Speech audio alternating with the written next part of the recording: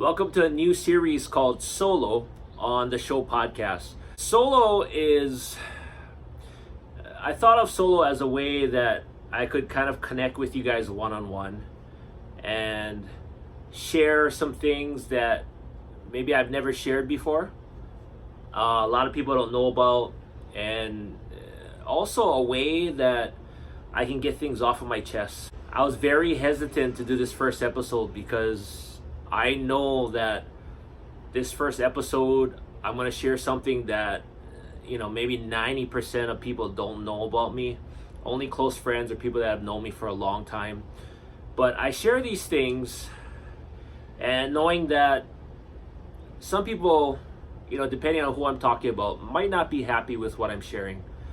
And that's why I was very hesitant at doing this. But my purpose is not to bury anyone or talk badly about anyone, but to share experiences that might have happened in my life that hopefully by sharing it I can inspire someone out there. Someone can relate to my situation, get a message out there, and let people learn about myself, but also maybe about themselves. After watching this, maybe you can take something with you in your own life and apply it to you. The first episode today is on Father's Day. And today I just wanted to talk about my feelings on Father's Day, which is, it's a little bittersweet. It's a day that's kind of hard for me, but I've learned over time to accept it and to be okay with it. And before I make this video, I thought, man, where do I start? So what I'm gonna do is I'm gonna start off with kind of the beginning. In 2005, I met someone and we had a relationship. A lot of people don't know this, but at that time she was pregnant. So when I met her, she was about, I would say probably about 7 months, maybe 7 or 8 months pregnant. And it was a hard thing because she came to one of my races and my family saw that, and my family was like, okay, what's going on here? Who is this? My family is very traditional, and they can be judgmental like a lot of families. So they wonder what was going on. Who's this pregnant girl, coming to your race and seeing your race? But that, eventually would turn out to be a relationship that we got into. And I didn't see someone pregnant. I only saw from, not the stomach down. I saw from the chest up and fell in love. I mean, how do you put it? This was when I was about 25 years old. And I did not know anything about kids or babies. Mind you that I'm the young one. I'm the youngest one out of the 3 boys. So I didn't know. I mean, all I was thinking was, okay, I know she's pregnant, but he has a dad, and I'm going to be an uncle. That's the most that I can be. I know I'm not going to be a dad, so I don't have to worry about that, but I can be an uncle, and that's cool, And some of my friends would tell me, no matter how you look at it, you're going to be a dad, and eventually he's going to be attached to you, and this is what's going to happen. And I said, at 25 I'm naive, and I'm thinking, no, it's not going to happen. Of course not. I'm an uncle. You don't get it. I'm an uncle. That's all it's going to be. But I was there through the whole process of her, not there when she gave birth, but the afterwards. Him being a baby and him growing up and, everything. Again, this is 25 years old. It was thrown at me, and I take responsibility for everything. I got myself into something. It's no one's fault, but I just wasn't expecting everything that was gonna come with it. And I learned really fast. I learned to grow up really fast. Learn how to change a diaper. Never changed a diaper before. But again, I'm Uncle Damon, and I'm doing this stuff. But I, as the years went on, 3 years old, 4 years old, I started becoming attached. And I love this kid. How could I not?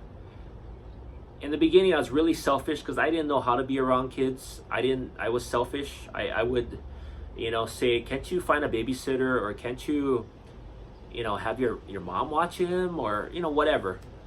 And now that I look back at it, yes, very selfish. But after a while, it became such a normal thing to have him around that I couldn't imagine a time where he wasn't around. And it stopped being, find a babysitter for him. Can we have some alone time? And it started being, oh, let's just all go to this destination. And I loved him. I mean, how can you not, all those years together, of course you're going to get attached. He's always around, and he was such a good baby, such a good kid, really, growing up. And then, after all of that, mind you, that this whole time, again, I tell you guys that my family is very traditional, and it's, in a lot of ways, it's like blood is thicker than water, and it's all about blood, and all this stuff, that they didn't know how to react. I would bring her around, I would bring him around, and I think that made them feel uncomfortable. And my mom never agreed with it, and they tried their best. But I know there was something there. There was some kind of feelings. That's not your son. What are you doing? Why are you doing all this? And there was a lot that would only be the beginning of the struggle for me, that I would have to deal with for years to come. But when he was about 5 years old, he was in preschool. I'll never forget the day. All three of us stayed at a hotel. It was on a staycation, and he was standing over there with his mom, and I kept seeing her kind of talk to him like, go tell him. You want to tell him that? Go tell him. It's okay. It's okay. And she was kind of just encouraging him to tell me something. And this was on Father's Day, I believe, or before Father's Day. And I'll never forget the day. He came up to me, and I was probably about maybe like 29 or 30 at the time. And he said, "Will you be my daddy?" Uncle Damon, me thinking I'm just going to be an uncle. He looked at me in the eyes and he said, "Will you be my daddy?" And how can you turn down something like that? Another reason why I didn't turn it down, and I felt so guilty, and I felt so obligated to him, is because I knew on that Father's Day, while all the kids were making something for their dads and they were sharing stuff, he didn't have that. His dad wasn't around. But he didn't have anyone, and it broke my heart just thinking about that, just knowing that, just picturing him being in the room while everyone's making their things, their projects for their dad and cards and everything, and he doesn't have one. And I kept thinking about that, and it broke my heart, and I really felt bad. And when he said that to me, I said yes. Of course I said yes. It wasn't out of obligation or anything. I just really, I did love him. We bonded with each other, and, I said yes. From that point on, there's no longer Uncle Damon. It was Daddy. I would have never thought in a million years I would be a daddy. I even told my friends, I will not be a dad for a long time to come. But things happen the way they do. Things fall into place, and that's just the way your cards are dealt at the time. And I said yes. And from then on, it was still a learning process. And I'll say it to this day. I've told his mom before that I was not the perfect dad. I was not the greatest dad in the world. But again, I'm young at the time, I got into all of this when I was only 25 years old. I grew up the youngest kid. I didn't know how to take care of a baby. I didn't know how to take care of another person. I didn't know how to not be selfish and give to that person and sacrifice for that person. I didn't know all that. I had to learn all of this. So at 5 or 6 years old, I unofficially became a dad, and I learned a lot. It was a learning experience like you could not imagine. I was there for the school events. I was there for the games, the recitals, the some parent conferences that we had. And throughout this whole time, there started being some conflict between me and my family, because I think I expected more out of them. And in my other ear, I also had this girl that I'm in love with telling me, how come they can't accept him as your son? Why do they feel uncomfortable with this? And they would show that they're uncomfortable in a lot of ways. And then I would hear this. Of course, you hear something, and that kind of motivates you, and that builds you up, pumps you up, and then you're like, okay, why? Then you start questioning, why don't you guys agree with this? Why do you guys treat him like this, treat him differently? And I don't know, maybe I was blinded by love, I don't know. But at the time, in my eyes, they weren't accepting of it. And in the meanwhile, we lived together, and we, it wasn't as bad, but I seen the cracks starting to happen. And regardless, I was already in it, and I was dad, and that's the way it was going to be, daddy. And our relationship started, me and the person I was with, our relationship started getting bad, and we started arguing, we started fighting. It got to the point where I'll never forget the day. And when I tell a lot of people how bad my anger was, how bad my temper was, a lot of people don't believe it, because I'm usually a pretty calm and mellow guy. But when you got me back then, I would yell at the top of my lungs. I mean, there was at least one time that someone actually called the cops, and they were in the neighborhood, and I had a bad temper and I yelled. And I hurt people when I yelled and when I had a bad temper, and I made people cry. She was one of them, and unfortunately he became one of them too.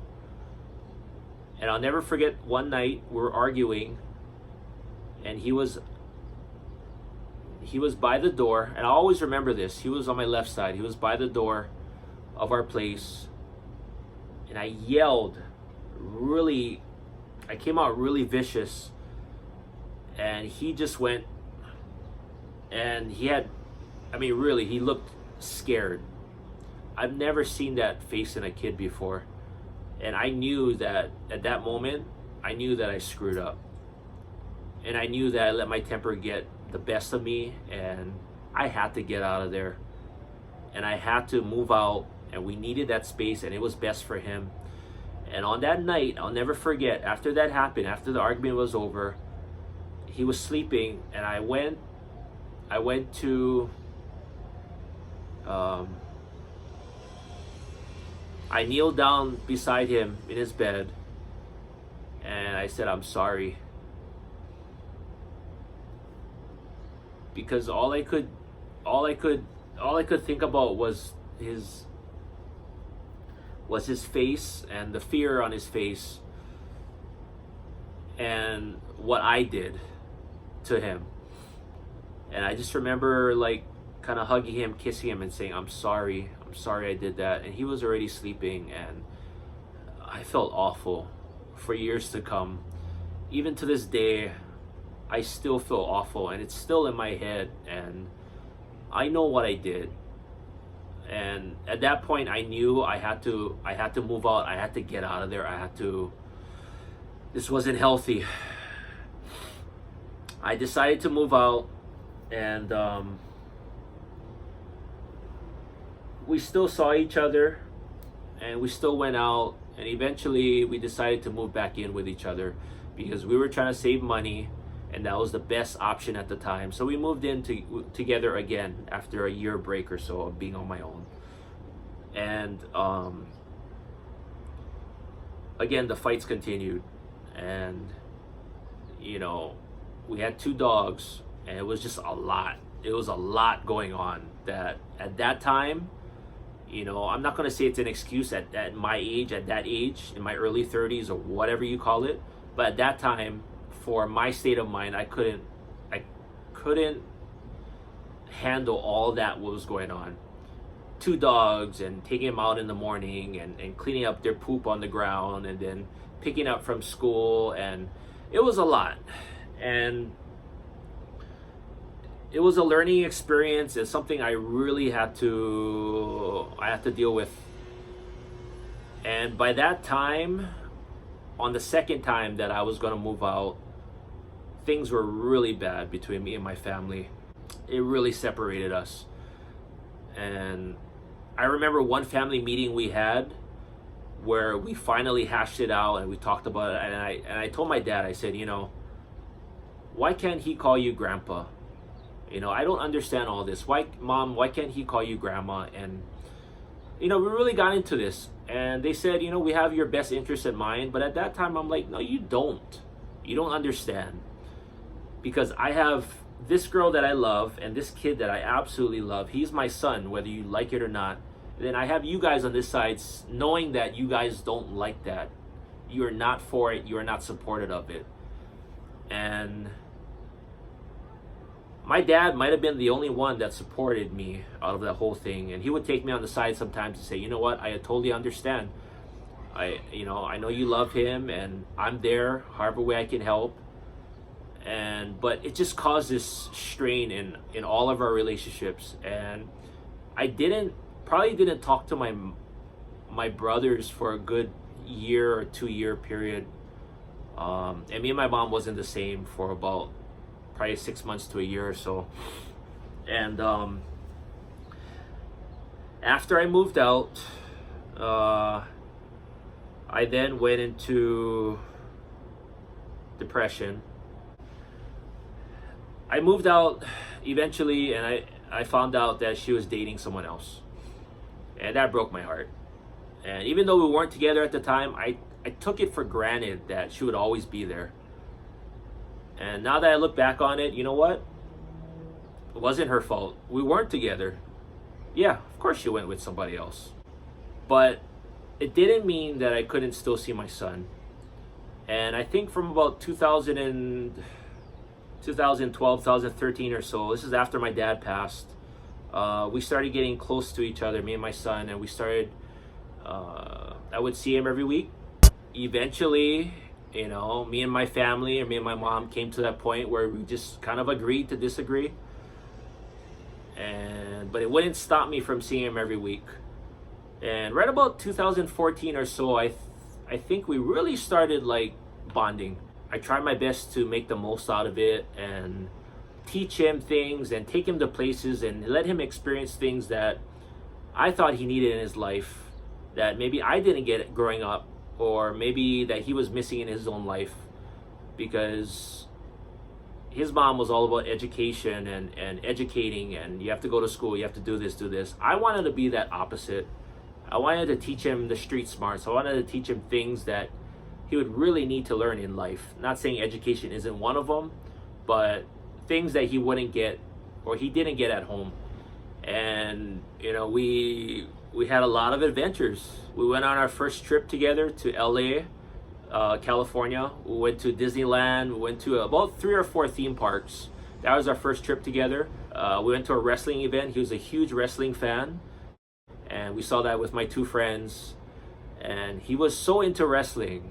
That's the cool thing. I'm a big wrestling fan, but he really got into it. And we would talk wrestling, and he would always say, "Daddy, who do you think would win, Goldberg or Undertaker?" And we had that bond, so it was kind of cool. We did a lot together, and one thing or another happened, and there started being some conflict. She was married. I still had my own insecurities of another man being in there, or another man doing these things that I know I can do as a dad. So that was something I was struggling with. But it eventually got to the point where it started getting heated. We started back and forth arguments on text and calling, on the phone or emails. One thing led to another, and about 2 years ago, I asked for more time to spend with him. At that time, I had a conversation with myself and I kind of said, you know what, you're seeing him once a week. Do you want to be that dad that only sees him once a week, or 3 times a month or 2 times a month? And I said, no, I don't want to be that dad. I want to do more than my dad did. I want to do more than a lot of dads did. And I wanted to be there. So I asked for more time with him, which was only like another day or so, like maybe 2 days out of the week or 3 days, or, and certain holidays, I wanted to see him. I wanted to spend time. One reason or another, she didn't agree with it, and I felt like I wasn't being respected. Even though I'm considered the dad, not the biological, but I'm considered to be the dad, and the only dad that he knows from growing up all the way until he was about 12 years old. No one wanted my input on things that he did, whether it be sports or school, and I wanted to know. I wanted to learn. That was the thing. And I think guys get a bad rap every time. Deadbeat dads, and he's not spending enough time. But when you get a dad that finally wants to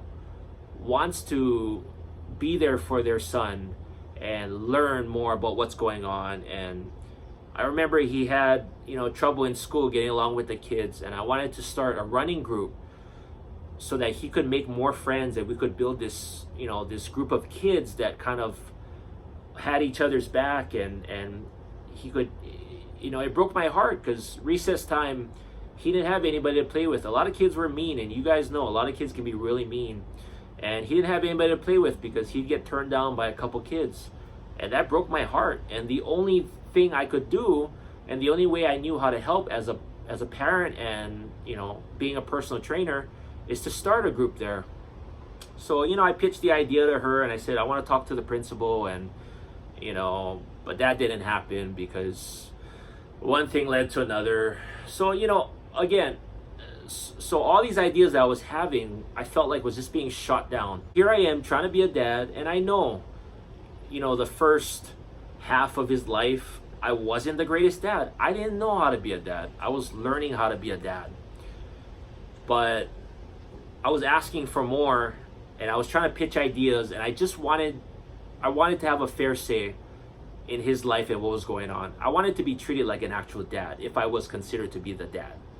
But I felt like, her husband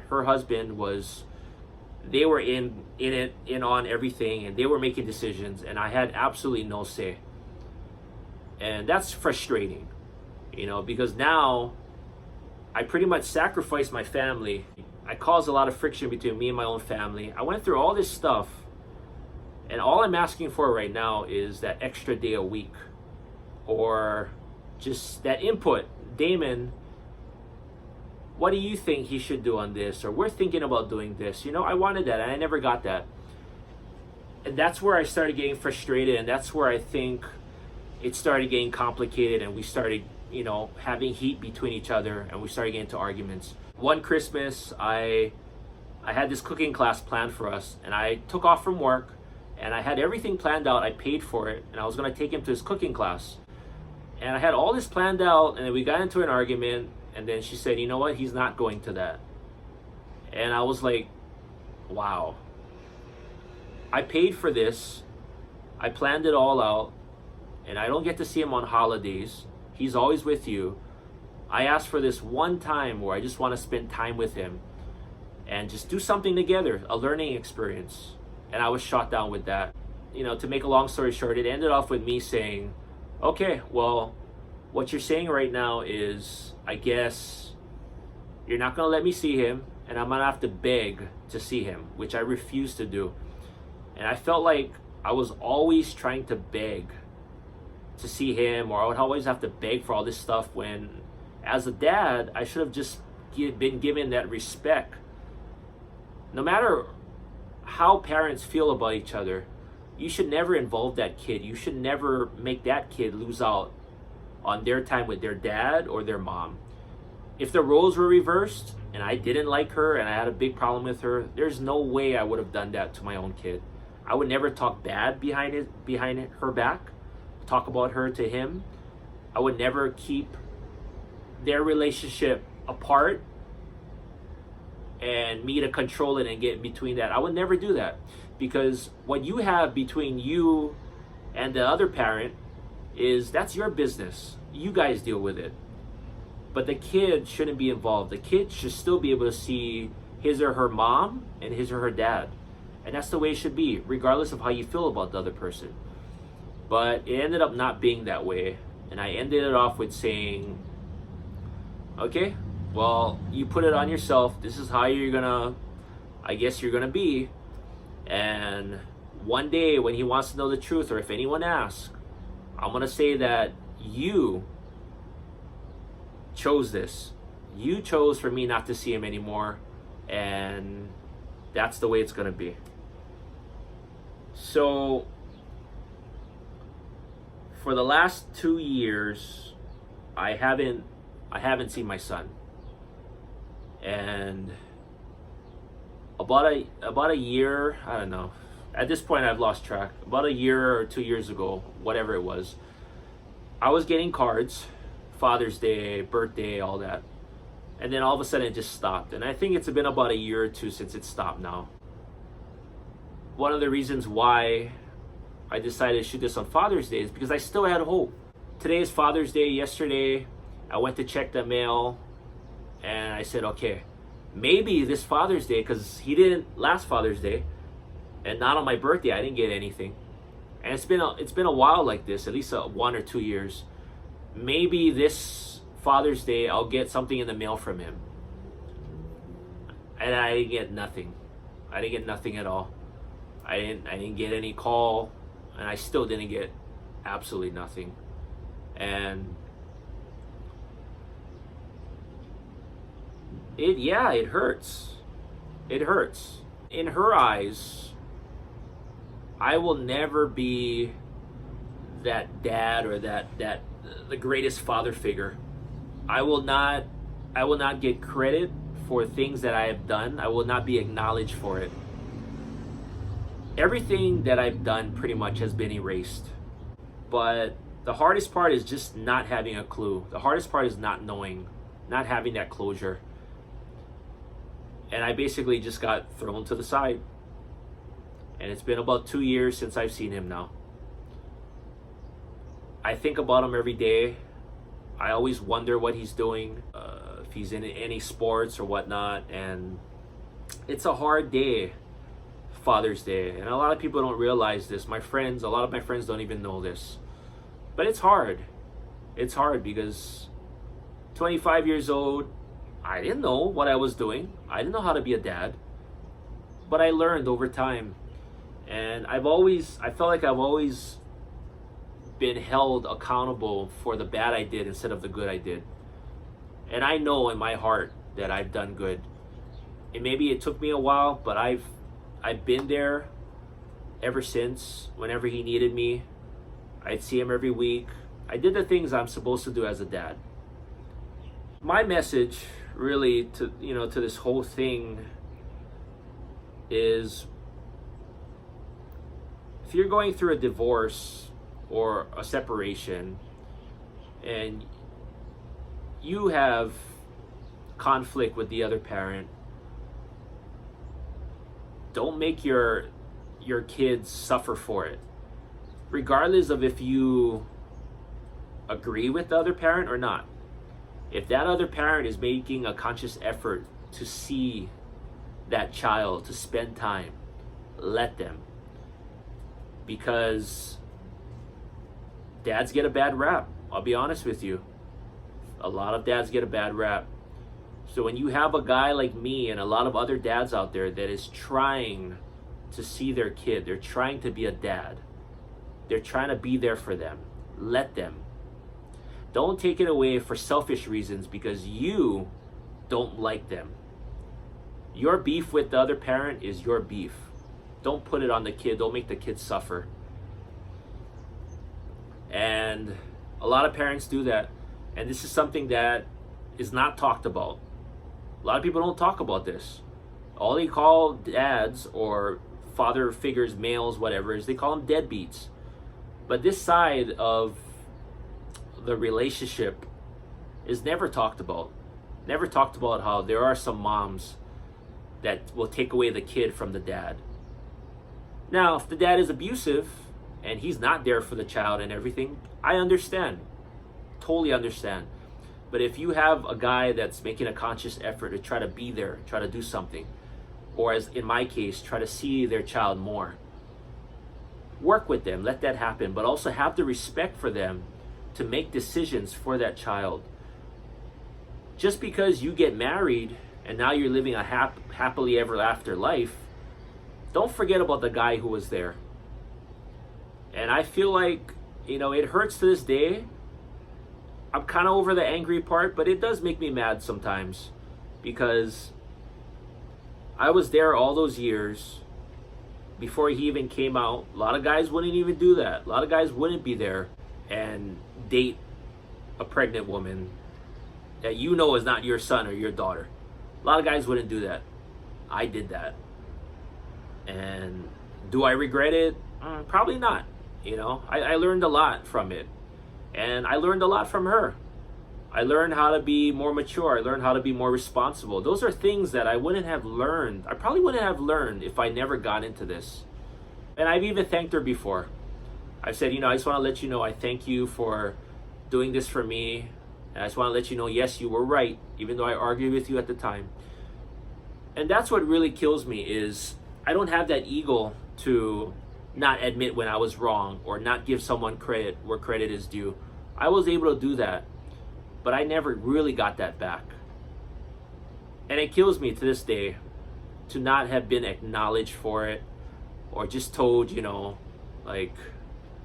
thank you for everything that you did, or thank you for being there when you didn't have to, or I know you weren't perfect and you were only 25, you were still learning, but thank you for everything that you did. And I feel like I never got acknowledged for that, and I never will. And to this day, the saddest part is not only I'm not able to see my son, and I haven't seen him all this time, but the saddest part is, for all these years, my family never once addressed me as being a dad. Never got a happy Father's Day, never got anything like that. And after everything I've sacrificed, everything I gave of myself, in their eyes, I will never be a dad. I will never be acknowledged as one. I will never be seen as one, even though I've gone through everything that a dad would go through. I've been to the games, I've been to the, I remember his first time I saw him walking. I remember the cartoons that he loved. I remember all that. I did everything that a dad did, but I will never be acknowledged as one. And I just kind of wanted to set the record straight. It's hard when people ask me, oh, how are you and your son doing? How's your son? Oh, you're going to see him this Christmas? I have to go through all that. And at this point in my life, I don't know whether I should say, yes, I am a dad, or say, no, I don't have kids. I don't know. Because I haven't seen him, I haven't heard from him, nothing. And if you're a parent, I think that's a pretty rotten thing to do, and pretty selfish thing to do. And every day I struggle with this. Every year come Father's Day, I wait for that card to come in, or that something to let me know, Happy Father's Day, Dad, thinking about you. I'll never get that. So this whole part of my life was erased, deleted. And now I'm left to just wonder, well, what do I do? Is he still my son? Am I still his dad? Has he forgotten about me? I don't know. I mean, if I was to die tomorrow, that would be the one thing in my head, the one thing in my life that would be incomplete. And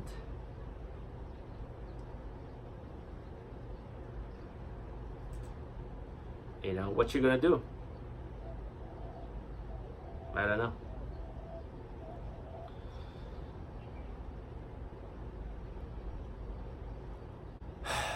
BK, if you're listening out there, me not seeing you all this time was not my choice. And I still think about you every single day, and I miss our times together. I know you're a lot taller, you're a lot bigger, you're a lot older, and I'll always be here for you should you need me one day. You know where to find me. I hope you don't think that I stopped loving you or I stopped being there. This was not by choice. It was pretty much forced on me. And I would have loved for things to turn out differently, but I don't control that. And there's no sense in me fighting someone who has 100% control over our relationship. I lose either way. But just want to let you know that I love you, and I think about you every day, and I miss those times. And for those new parents that are starting out, you know, you hate the diaper changing, you hate all that stuff, all the crying late at night, getting up. But trust me, when it's gone and when it's done and they're older, you miss it. As much hassle as it is, you miss it. And I miss it, and I wish, you know, I could have done more. I made mistakes here and there, but I don't get down on myself, because I know deep down inside that I am a good person and I have a good heart. And I know that I was young at the time and I still had to learn a lot. And I can't knock myself for it. I can't hold that grudge inside forever. Because what you were in your 20s or your teens is completely different from what you are in your 30s, your 40s, or your 50s. It's lessons that you have to learn. And a lot of times you learn through loss. And you learn through conflict, and you learn through fighting, and you learn through a whole bunch of things, but you learn. And at 38 years old, I've learned a lot. I did this not to bury someone, not to talk badly about someone, because trust me, there's a lot that I can say. I did this to express my feelings, to let you guys know how I feel. Those that maybe heard bad about me or heard that I was like this or I was like that, I wanted to set the record straight, and I wanted to get this off my chest. Because for months, for a long time, I still have dreams about my son. I still dream about him, I still think about him, and I still wonder how he's doing. And there's one dream specifically that I remember telling him, BK, I just want to let you know I want to see you. I've always wanted to see you. I just can't see you at this time. It's not my choice. And I remember having that talk with him and just saying, please don't think like this of me. So guys, I struggle with this every night. I still have nightmares and dreams about this, and I have to get it off my chest, and I have to put it out there. And for new parents or divorced or whatever the case, hopefully you can get something out of this. Hopefully you can relate, or you can just learn to treat each other better when it comes to making both sides work, or marriage work, or whatnot. I don't know how this is going to be taken from a lot. I'm sure if the wrong people see it, I might get backlash. I totally get it. And you know, honestly, in my life, I don't care. This is how I express myself. If you guys follow me on social media, you know I'm 100% real, and I'm honest, and I tell the truth. And this is what is on my mind. And none of this was fabricated or made up. This is all true. If anything, I've only said 70% of how I really feel. There's still that other percentage that I won't say, out of respect for the other parties.